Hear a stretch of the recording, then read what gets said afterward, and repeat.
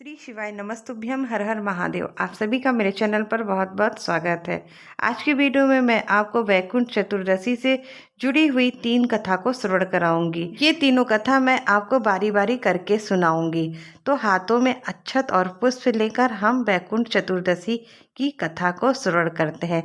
बोलिए विष्णु भगवान की जय। एक बार नारद जी वैकुंठ में भगवान विष्णु के पास गए। विष्णु जी ने नारद जी से आने का कारण पूछा।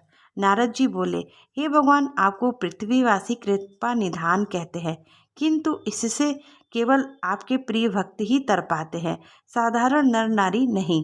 इसलिए कोई ऐसा उपाय बताइए जिससे साधारण नर नारी भी आपकी कृपा पात्र बन जाए।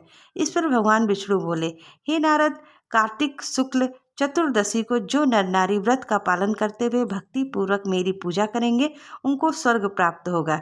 इसके बाद भगवान विष्णु ने जय विजय को बुलाकर आदेश दिया कि कार्तिक शुक्ल चतुर्दशी को स्वर्ग के द्वार खोले रखे जाएं।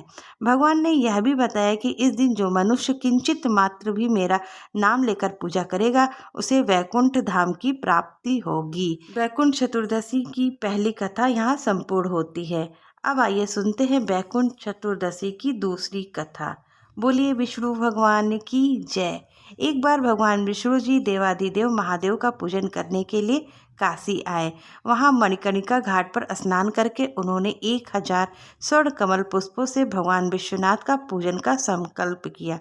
अभिषेक के बाद जब वो पूजन करने लगे तो शिव जी ने उनकी भक्ति की परीक्षा के उद्देश्य से एक कमल पुष्प कम कर दिया। भगवान श्री हरि की पूजन की पूर्ति के लिए 1000 कमल पुष्प चढ़ाने थे। एक पुष्प की कमी देखकर उन्होंने सोचा, मेरी आंखें भी तो कमल के ही समान हैं, मुझे कमल नयन या पुंडरीकाक्ष कहा जाता है। यह विचार कर भगवान विष्णु ने अपनी कमल समान आंखें चढ़ाने को प्रस्तुत हुए।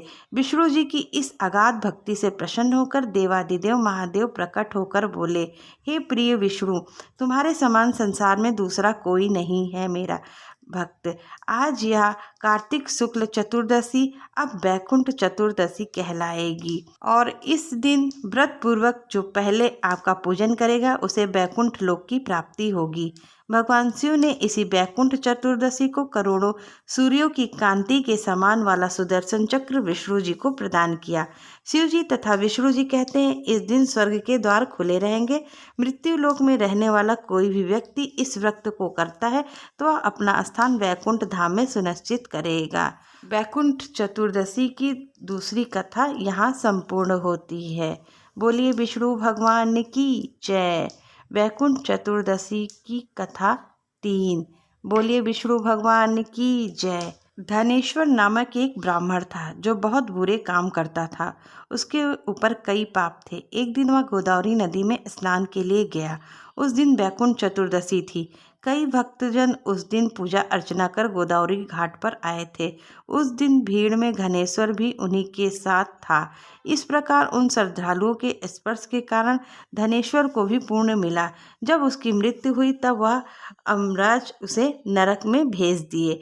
तब भगवान विष्णु ने कहा, यह बहुत पापी है, पर इसने वैकुंठ चतुर्दशी के दिन गोदावरी में स्नान किया और श्रद्धालुओं के पुण्य के कारण इसके सभी पाप नष्ट हो गए, इसलिए इसे वैकुंठ धाम मिलेगा।